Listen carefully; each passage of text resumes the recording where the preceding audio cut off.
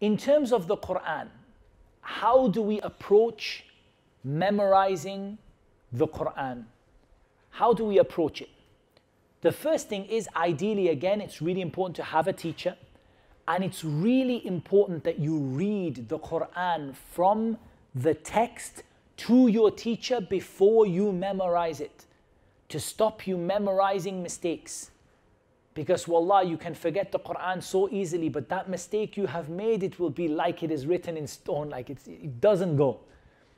You never forget that mistake. And subhanAllah, you can forget everything else except that mistake. So it's really important that when you memorize the Quran, the first thing you do is you read your like ayah or your surah or the page to the teacher, and let the teacher say, yes, this is correct. Then you go away and memorize it. You come back and you read it back to the teacher again, and the teacher says, yes, you have read it correctly. If you absolutely cannot use a teacher and you don't have anyone to listen to you who's a friend of yours or something like that, then at least record yourself doing it, and then play it back and listen to yourself at the minimum, the minimum amount.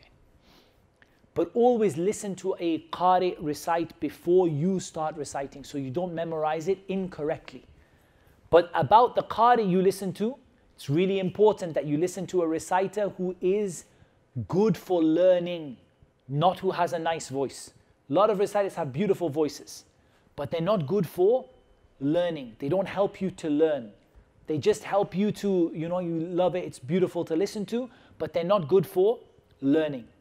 So there are different reciters who are good to learn from, and there are different reciters who are nice to listen to. And some of the reciters are nice to listen to, but they break the rules of reciting the Quran. Like some of them lengthen the mad, the mudud, and they lengthen it and they go up and down through this mad, and forget 6 harakat, and it became 16 harakat, and he's still going up and down in this mad. It's nice to listen to, but it's not how the Quran should be taught and not how the Quran should be recited. People ask, how do I actually go about memorizing the Quran? So the first thing you need to know is that memorizing the Quran is not the problem. Revising what you have memorized is the problem. Take it from someone who has been there and done that many times. It is not the hifth that is the problem, it is the muraja'ah. It's not hifth. Hifth is easy. Anybody, wallah, even if you can't remember your name on a Monday morning, you can do hifth of the Quran. But keeping it in your memory and revising it is extremely hard. So what that means is give more focus to revision than you do to memorization. Especially what we call new revision. Meaning the hifth that you did fairly recently, within a week, within 2 weeks, within a month. If you don't keep on pushing that all the time, it will go. Even if you can recite it perfectly today, you will not be able to recite it perfectly tomorrow. What's also really important to know about the Quran and memorizing the Quran is when you memorize the Quran, you should read from the actual text frequently. Don't revise from memory. Revise by reading with your eyes. Why? Because in memory, certain things are there that shouldn't be, and certain things get skipped, and certain things get... And so you basically reinforce your mistakes. You're basically helping yourself to make mistakes. So revise from the text frequently. Okay. And the basic skill of memorization is, there's only 2 factors that you have. There's only 2 variables, 2 things you can change. Number 1, the amount that you memorize. Per day, per session, per hour, per sitting. And number 2, how often you repeat it. That is hifth. There is no, like secret sauce, okay? Hifth is just that. And I took this from some of my teachers. I had some teachers who were, wallah, I had one teacher, he used to come in and teach us this book, and it's a big book. And he used to come in without the book. And he used to sit, and every full stop and every comma and every footnote, and he knew it backwards and forwards and sideways, and it was, you know, like, he wrote a book on hifz, on how to memorize. And basically this is the conclusion, that there is no clever way of memorizing. I mean, there are lots of little tricks, little like kind of programs, little, you know, do this on a Monday, do this on a, but the basic recipe is very simple. You either increase or decrease the amount that you're memorizing per sitting, and you either repeat it more or less times. So in the beginning, you should memorize very little and repeat it very, very often. And when I say very often, at least 100, 150, 200 times. Because there are two types of memorization. There is real memorization and there is fake memorization. Okay? It's like fool's gold. There is real gold and there is fool's gold. There is real memorization, there is fool's memorization. Real memorization, you know it like your name. Like you guys know Qul Huwallahu Ahad. If I say Qul Huwallahu Ahad, everybody knows the next ayah. If I said, can anyone read from Allahu Samad? You don't say, oh, what's next? What's after that? Let me think. Everybody knows. You know it real. This is real memorization.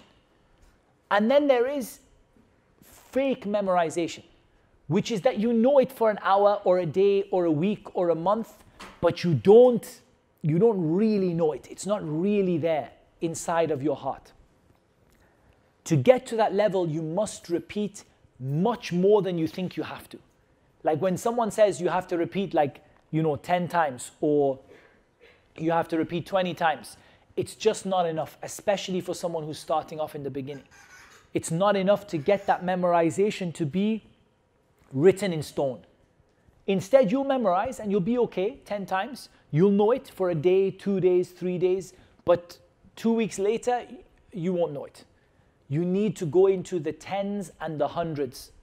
And there are some, it's famous, the ways they do it in places like Mauritania, where they give you a tablet, they make you write it 300 times. And you write it 300 times. And you 1, 2, 3, until you've written 300 times.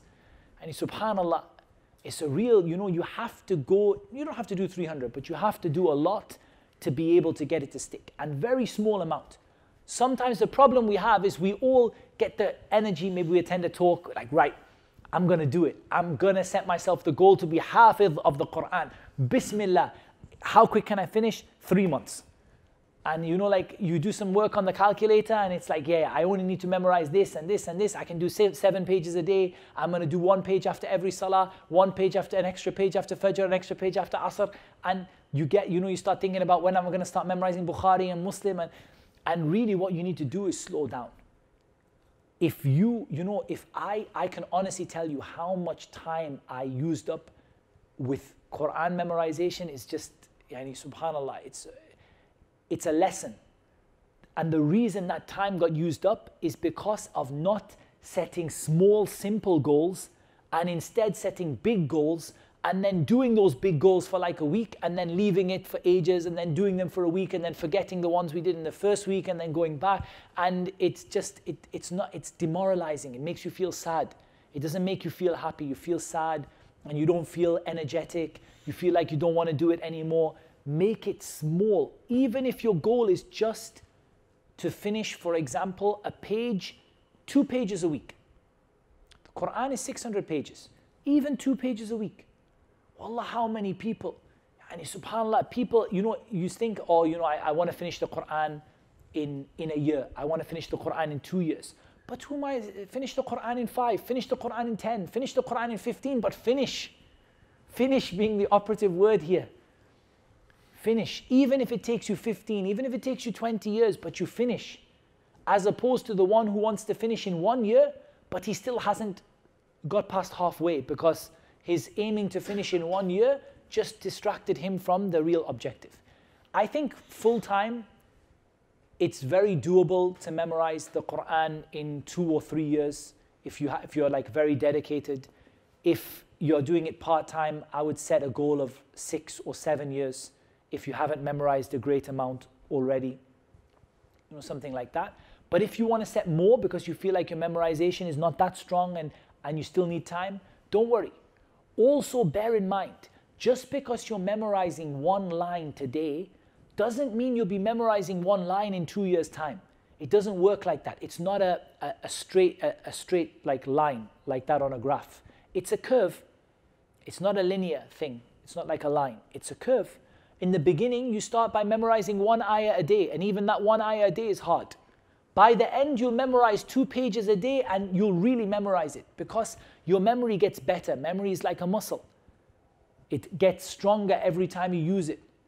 So subhanAllah, you memorize the Quran, and before you memorize the Quran, you were thinking, I can never memorize hadith.